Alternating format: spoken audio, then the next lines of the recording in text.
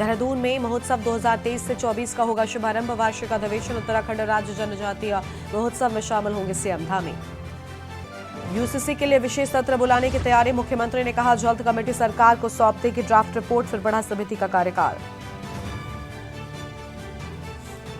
Youth Congress शुरू करेगी रोजगार दो न्याय दो अभियान। 1 फरवरी से होगी अभियान की शुरुआत। घर घर जाकर युवाओं को जोड़ने की तैयारी। 5 फरवरी को होगा विधानसभा का सत्र। विधानसभा सचिवालय की ओर से आदेश जारी। यूनिफॉर्म सिविल कोड पर लाने की तैयारी। उच्च शिक्षा में शोध के लिए 18 लाख रुपए तक देगी सरकार। शासन की ओर से इस संबंध में आदेश किया जारी।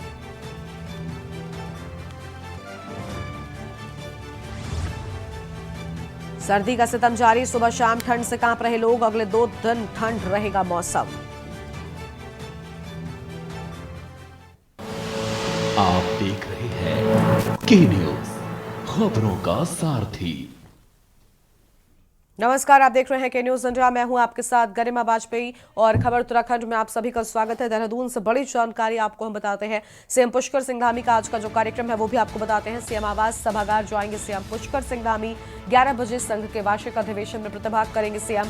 उत्तराखंड प्रांतीय सिविल सेवा संघ का सुभाष रोड में कार्यक्रम होगा और शाम 5 बजे स्टेट हैंडलूम एक्सपो कार्यक्रम में लेंगे हिस्सा। 6:15 पर उत्तराखंड राज्य जनजातीय महोत्सव में जाएंगे सीएम। बड़ी जानकारी, परेड ग्राउंड देहरादून में महोत्सव 2023 से 24 का होगा शुभारंभ और सुबह 9:30 से 10:15 तक सीएम आवास सभागार जाएंगे। तो ये बड़ी जानकारी आपको हम बता रहे हैं। फिलहाल इस वक्त की अहम खबर आपको हम बता दें।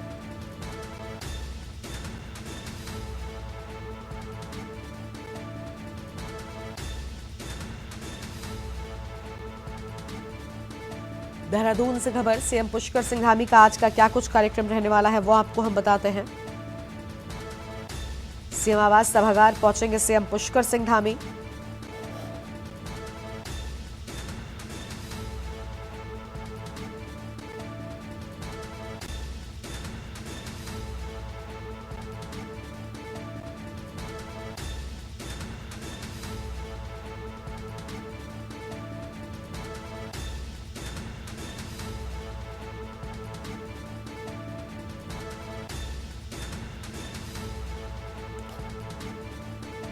और यह अहम खबर आपको हम बता रहे हैं, जहां पर सुबह 9:30 से 10:15 तक सीएम आवास में थे सीएम धामी। और पुष्कर सिंह धामी का आज का क्या कुछ कार्यक्रम है वो आपको हम बता रहे हैं। फिलहाल ये बड़ी जानकारी।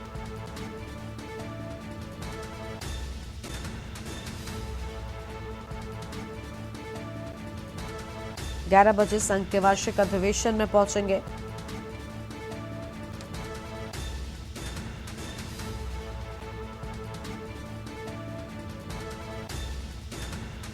शाम 5 बजे स्टेट हैंडलूम सेंटर में जाएंगे और 6:15 पर उत्तराखंड राज्य जनजातीय महोत्सव में जाएंगे सीएम। तो परेड ग्राउंड देहरादून में महोत्सव 2023 से 24 का होगा शुभारंभ।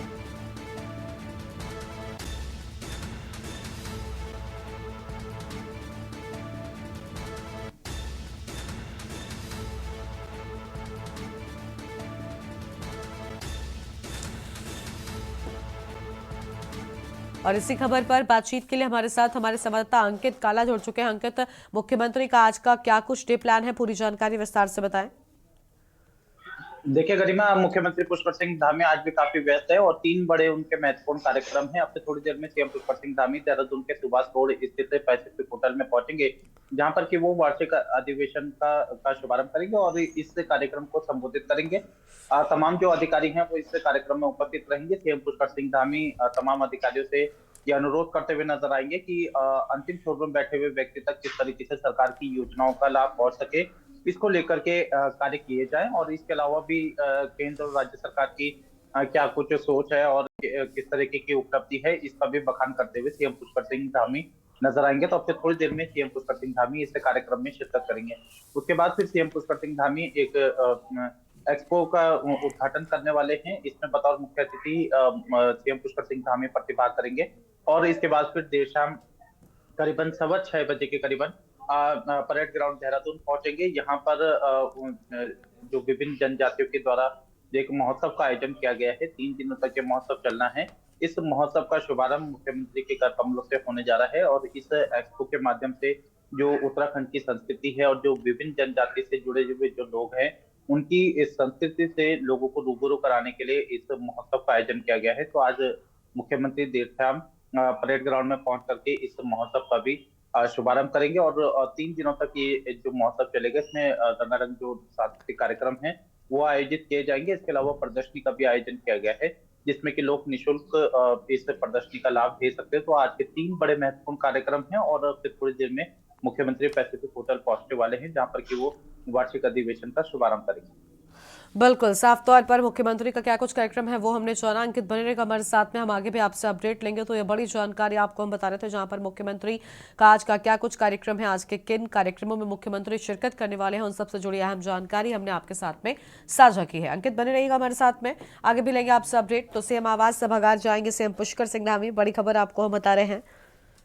और इसके साथ ही कई अन्य कार्यक्रमों में भी हिस्सा लेंगे। 11 बजे संघ के वार्षिक अधिवेशन में प्रतिभाग करेंगे सीएम पुष्कर सिंह धामी।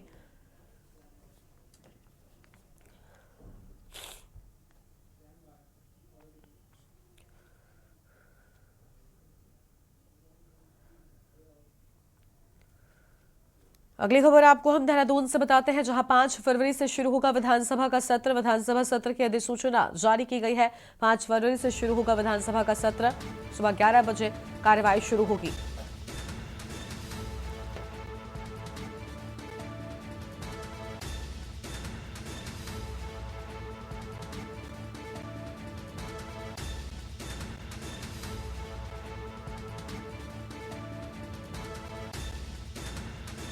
तो 5 फरवरी को सुबह 11 बजे से शुरू होगी कार्यवाही। देहरादून से बड़ी जानकारी आपको हम बता रहे हैं फिलहाल इस वक्त की अहम खबर।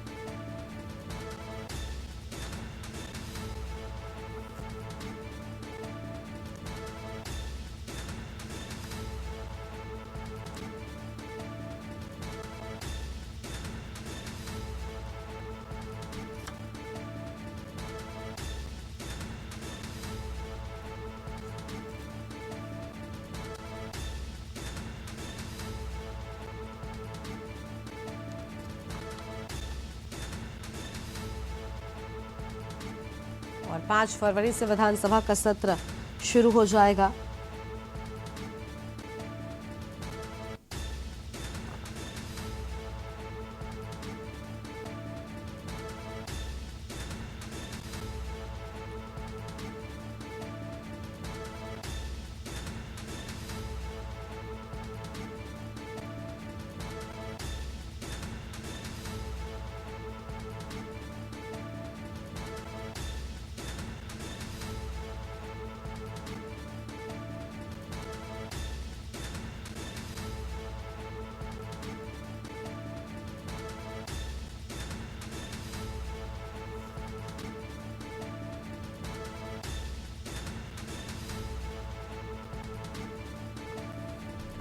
और इसी खबर पर बातचीत के लिए हमारे साथ में हमारे संवाददाता अंकित काला जुड़ चुके हैं। अंकित, 11 बजे से कार्रवाई शुरू हो जाएगी 5 फरवरी को और बताया जा रहा है कि ये विधानसभा का जो सत्र है बहुत ज्यादा यादगार होने वाला है क्योंकि यूसीसी को लेकर उत्तराखंड में चर्चा बहुत तेजी के साथ में चल रही है। तो इस विधानसभा सत्र में क्या चीजें हो सकती हैं, मुख्य रूप से क्या पूरी जानकारी है आपके पास अंकित? बिल्कुल गरिमा, आपने सही कहा। देखिए, यूसीसी को लेकर के जारी बयानबाजी के बीच उत्तराखंड विधानसभा सचिवालय की ओर से अधिसूचना जारी कर दी गई है। इसके मुताबिक 5 फरवरी से ये सत्र शुरू होगा जो कि 8 फरवरी तक चलेगा। 3 दिनों तक ये सत्र चलने वाला है। और जहां तक ये यूसीसी की बात है तो देखिए, कल मुख्यमंत्री से हमारी बातचीत हुई थी गरिमा। मुख्यमंत्री ने बताया कि अभी जो यूसीसी के लिए जो समिति गठित की गई थी उसकी तरफ से ड्राफ्ट अभी सरकार को नहीं मिला है, लेकिन इन सबके बीच में उत्तराखंड विधानसभा सचिवालय की ओर से सत्र की तारीख कंफर्म कर दी गई है और 3 दिनों के बुला दिया गया है। तो ऐसे में ये अभी उम्मीद जताई जा रही है कि क्योंकि सत्र की तारीख की घोषणा कर दी गई है और बहुत जल्द ही जो यूसीसी के लिए जो कमेटी थी वो अपना अंतिम ड्राफ्ट सरकार को सौंपने वाली है। तो ऐसे में माना जा रहा है कि यूसीसी का ड्राफ्ट विधानसभा के सत्र के दौरान आ सकता है। इसके अलावा उत्तराखंड के जो राज्य आंदोलनकारी हैं जिनको 10% क्षैतिज आरक्षण की उनकी पिछले लंबे समय से मांग चली आ रही है, तो इस मांग को भी संभवतः सरकार इस विधानसभा सत्र में इस जो विधेयक है वो पारित करा करके जो उत्तराखंड के राज्य आंदोलनकारी हैं उनको 10% क्षैतिज आरक्षण का लाभ दे सकती है। तो दो बड़े महत्वपूर्ण विधेयक है गरिमा, जो कि इसमें आने की उम्मीद है। इसके अलावा भी जो तमाम विधायी कार्य हैं वो इस सत्र के दौरान किए जाएंगे, लेकिन फिलहाल उम्मीद जताई जा रही है कि इस साल कम से कम जो यूसीसी है वो सरकार लागू करने वाली है। हालांकि इसको लेकर के विपक्ष की ओर से सवाल उठाए जा रहे हैं कि अभी तक समिति ने रिपोर्ट नहीं सौंपी और सरकार ने सत्र बुला दिया है, तो ऐसे में सरकार कहीं ना कहीं लोगों को इस यूसीसी के मुद्दे पर इस मुद्दे को बनाने की कोशिश में लगी हुई है। इस तरीके से विपक्ष से सवाल उठा रहा है, लेकिन सरकार की तरफ से 5 फरवरी से लेकर के 8 फरवरी तक सत्र आहूत किया गया।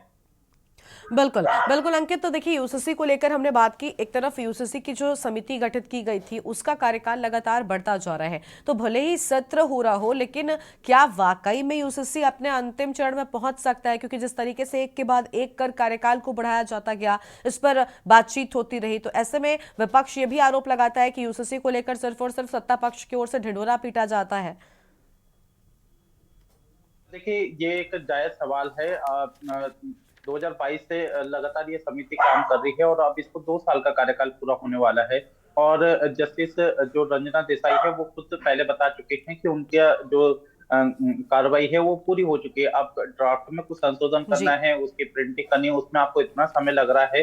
ये अपने आप में कहीं ना कहीं सवाल तो उठा रहा है और विपक्ष को भी एक मुद्दा दे रहा है। और विपक्ष की तरफ से भी यही सवाल उठाया जा रहा है कि आखिर पिछले 2 सालों से सरकार जो यूसीसी लागू करने का दावा कर रही है वो क्यों नहीं कर पा रही है, क्यों सरकार इससे पीछे हट रही है। जब मुख्यमंत्री ने ये कहा था कि जैसे ही उनकी पहली कैबिनेट होगी वो यूसीसी को लागू करने की दिशा में काम करेंगे, लेकिन अब ये 2024 का भी समय आ गया है, जनवरी का महीना चले गया है और अब तक सरकार यूसीसी को लेकर के कोई फैसला नहीं कर पाई है। और खुद मुख्यमंत्री ने इस बात को स्वीकारा कि अभी तक ड्राफ्ट नहीं मिला है। तो जब ड्राफ्ट नहीं मिला है, उस बीच में सत्र को बुला दिया गया है, तो ऐसे में जो कंफ्यूजन की स्थिति है वो कहीं ना कहीं देखने को मिल रही है। लेकिन अगर हम मुख्यमंत्री के बयान पर ही विश्वास करें तो मुख्यमंत्री तो ये कह रहे हैं कि जो यूसीसी है उसको लागू करने की दिशा में सरकार कार्य कर रही है और सत्र भी बुला दिया गया है। तो ऐसे में उम्मीद जताई जा रही है, लेकिन ये उम्मीद कितनी पूरी हो पाएगी इस पर सस्पेंस है। लेकिन सरकार यूसीसी के लिए जो गठित कमेटी है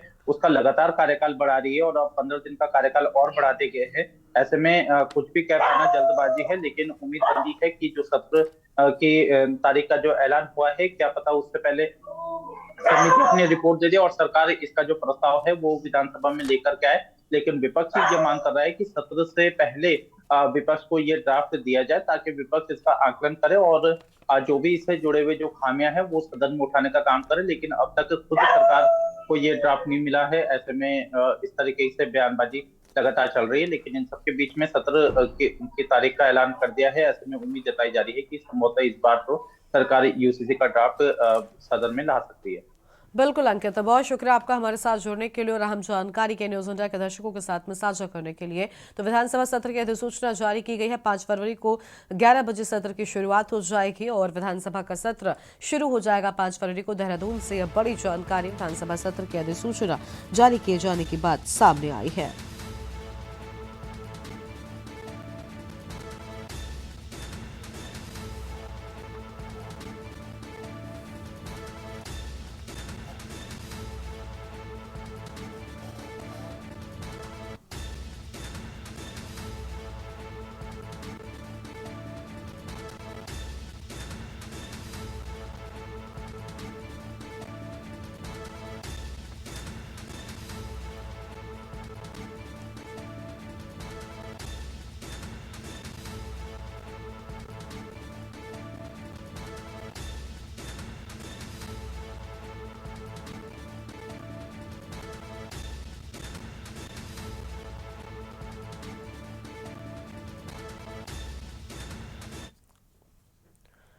देहरादून से खबर आपको हम बताते हैं, जहां आगामी लोकसभा चुनाव से जुड़ी बड़ी कांग्रेस से गठबंधन होने की सूरत में लिया फैसला। हरिद्वार व नैनीताल लोकसभा सीट पर किया दावा पेश। कांग्रेस और बसपा के लिए सपा करेगी मुश्किलें पैदा। हरिद्वार व नैनीताल लोकसभा सीट पर दावा पेश किए जाने की बात सामने आई। कांग्रेस और बसपा के लिए सपा मुश्किलें पैदा करेगी और गठबंधन सफल न होने पर प्रत्याशी उतारेगी समाजवादी पार्टी।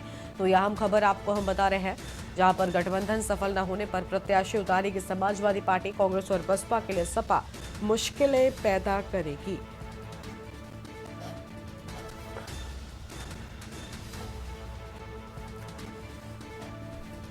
तो कांग्रेस और बसपा के लिए सपा मुश्किलें पैदा करेगी। बड़ी जानकारी आपको हम बता रहे हैं। इस वक्त की अहम खबर आपको हम बता दें, गठबंधन सफल न होने पर प्रत्याशी उतारेगी समाजवादी पार्टी।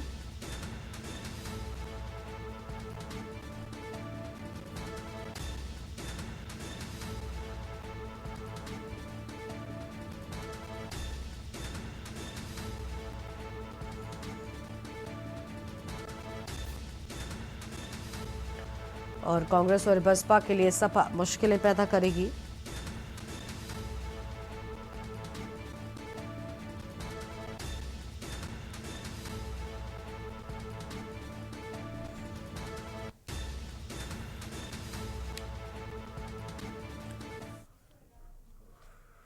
और अगली खबर है जोशीमठ से, जहां भूद साफ के बाद वार्डों में 181 भवन असुरक्षित हैं। रहने वाले परिवार चले गए राहत शिविरों में। 24 परिवार अभी भी किराए के मकानों में रह रहे हैं। तो 24 परिवार अभी भी किराए के मकानों में रह रहे हैं। ये बड़ी जानकारी आपको हम बता रहे हैं। फिलहाल इस वक्त की अहम खबर आपको हम बता दें।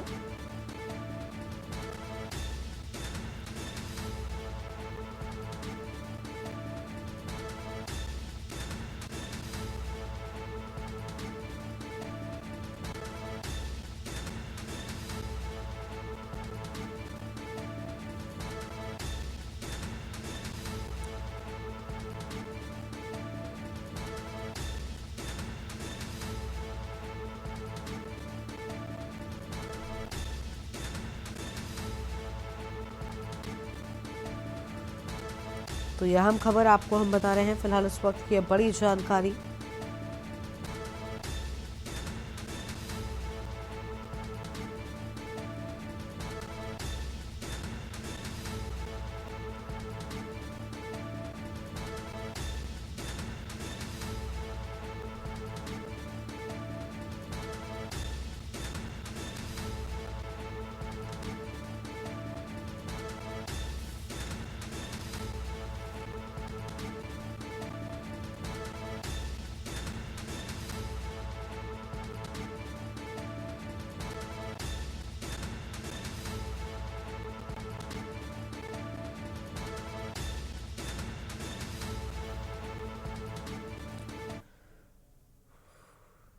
और अगली खबर देहरादून से आपको हम बताते हैं, जहां पर कार चालक ने दिखाया तमंचा। कार चालक ने तमंचा दिखाया और तमंचा दिखाकर मारने की धमकी दी।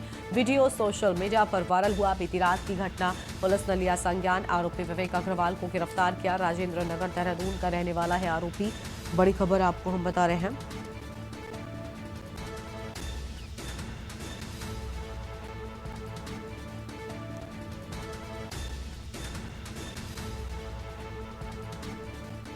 ये बड़ी जानकारी आपको हम बता रहे हैं। फिलहाल इस वक्त क्या अहम खबर, जहां बीती रात की घटना का संज्ञान लिया। आरोपी विवेक अग्रवाल को गिरफ्तार किए जाने की बात सामने आई।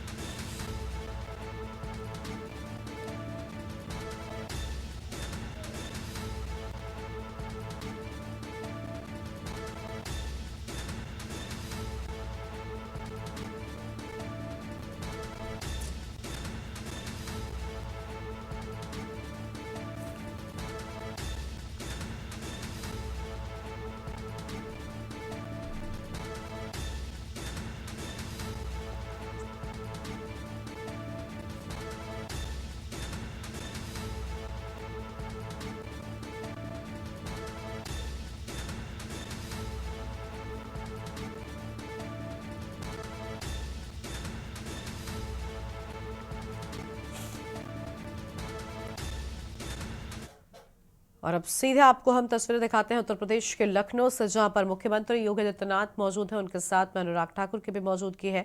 तो ये तस्वीर आपकी टीवी स्क्रीन पर है। उत्तर प्रदेश के उप मुख्यमंत्री ब्रजेश पाठक भी यहाँ पर पहुंचे हुए, केशव प्रसाद मौर्य भी हैं। उन्होंने कहा था कि योगी सरकार की जो है नीति है कि हम जो है अगर स्वर्ण पदक जीत कर एशियन में आते हैं तो डिप्टी एसपी का पद बनेंगे और हमारे प्रदेश की बेटी, देश की बेटी एक 30 सेकंड के अंदर वो स्वर्ण पदक जीतकर प्रदेश और देश का नाम रोशन करने का काम किया। ये उत्तर प्रदेश के यशस्वी मुख्यमंत्री जी की जो पहल है, जो खिलाड़ियों को आगे बढ़ाना चाहते हैं और आगे ले जाना चाहते हैं, उसी का परिणाम रहा कि आज जो है अगर एशियन गेम में अगर हम देखें तो उत्तर प्रदेश की 25% भागीदारी है और उत्तर प्रदेश तीसरे स्थान पर आकर खड़ा हुआ। मैं आज के इस अवसर पर जहां इंफ्रास्ट्रक्चर की आवश्यकता हो, उत्तर प्रदेश में चाहे मेरठ में मेजर ध्यानचंद खेल विश्वविद्यालय की स्थापना का मामला हो, 400 करोड़ की लागत से वो बन रहा, खिलाड़ियों के हित के लिए, खिलाड़ियों को सीखने के लिए, खिलाड़ियों के सुविधा के, और यहाँ जो है कोई खेल नीति नहीं बनी थी। माननीय मुख्यमंत्री जी के नेतृत्व में खेल नीति बनी। उस खेल नीति में इस बात का प्रावधान किया गया कि हम जो है अगले जो सरकार की नीति होगी कि हम हर विकास खंड स्तर पर एक खेल मैदान को विकसित करके खिलाड़ियों को सीखने के लिए, खिलाड़ियों को कहीं भटकना न पड़े, उनको सुविधा इंफ्रास्ट्रक्चर उपलब्ध हो, इस दिशा में का भी व्यवस्था सुनिश्चित की गई। मैं आपके इस अवसर पर ज्यादा रुकाकर अपनी बात को समाप्त करते हुए एक बार फिर से माननीय मुख्यमंत्री जी का, भारत सरकार के माननीय खेल मंत्री जी का, माननीय उप मुख्यमंत्री जी का, माननीय वित्त मंत्री जी का हृदय की गहराइयों से स्वागत करते हुए, अभिनंदन करते हुए अपनी बात को समाप्त करता हूं। धन्यवाद। बहुत बहुत धन्यवाद माननीय मंत्री महोदय। ये जो खिलाड़ी यहाँ इस सभागार में बैठे हैं, विशेष रूप से उत्साहित नजर इसलिए भी आ रहे हैं कि ये सभी खिलाड़ियों को, 1500 खिलाड़ियों को माननीय मुख्यमंत्री महोदय के मार्गदर्शन में ट्रैक सूट दिया गया है। जोरदार तालियों के साथ स्वागत करें। ये ट्रैक सूट पाकर और प्रसन्न मुद्रा में है सभी खिलाड़ी। उत्तर प्रदेश सरकार जहां एक और प्रदेश को तरक्की के, विकास के और प्रगति के एक्सप्रेस वे पर बहुत तीव्रता के साथ लेकर जा रही है, वहीं दूसरी ओर खेल और खिलाड़ियों को प्रोत्साहित करने का भी हर संभव प्रयास कर रही है। उत्तर प्रदेश से खेल संवर्धन हेतु उल्लेखनीय कार्यों एवं एशियन तथा पैरा एशियन खेलों में विजयी क्षणों को हमने एक लघु फिल्म के माध्यम से प्रदर्शित करने का प्रयास किया है। तो आइए देखते हैं ये वीडियो।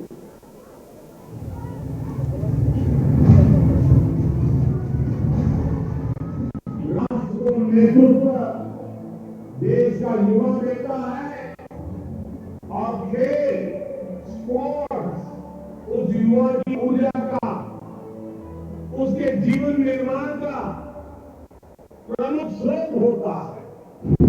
यशस्वी प्रधानमंत्री श्री नरेंद्र मोदी जी की प्रेरणा से युवा हो रहे हैं समर्थ और सशक्त, रोशन कर रहे हैं विश्व में देश का नाम।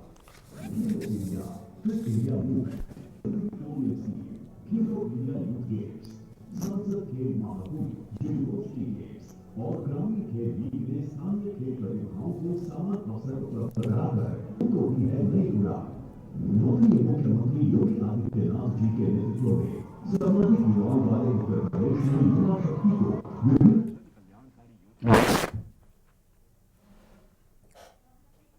की उपलब्धता ने ग्रामीण युवाओं को उपलब्ध कराए हैं नए अवसर।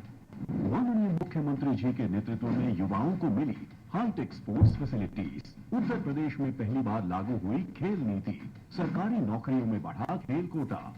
नए भारत का नया उत्तर प्रदेश अंतर्राष्ट्रीय खेल प्रतियोगिताओं के आयोजनों का बना है साक्षी। इन खेल महाकुंभ ने युवाओं को दी है नई दिशा। हमने पूरे देश के अंदर एक नई कार्य संस्कृति को देखा है। प्रत्येक क्षेत्र में अभूतपूर्व विकास हुआ है और खेल और खिलाड़ियों के बारे में पूरे देश की सोच को बदला है। ओलंपिक पदक विजेताओं को दी जा रही है विशेष प्रोत्साहन राशि। स्वर्ण पदक विजेता को 6 करोड़ रुपए, रजत पदक विजेता को 4 करोड़ रुपए और कांस्य पदक विजेता को मिल रही है 2 करोड़ रुपए सम्मान राशि। एशियन गेम्स में स्वर्ण पदक विजेताओं को 3 करोड़ रुपए, रजत पदक विजेताओं को 1.5 करोड़ रुपए, कांस्य पदक विजेता को 75 लाख रुपए और प्रतिभागी खिलाड़ियों को 5 लाख रुपए की प्रोत्साहन राशि दी जा रही है।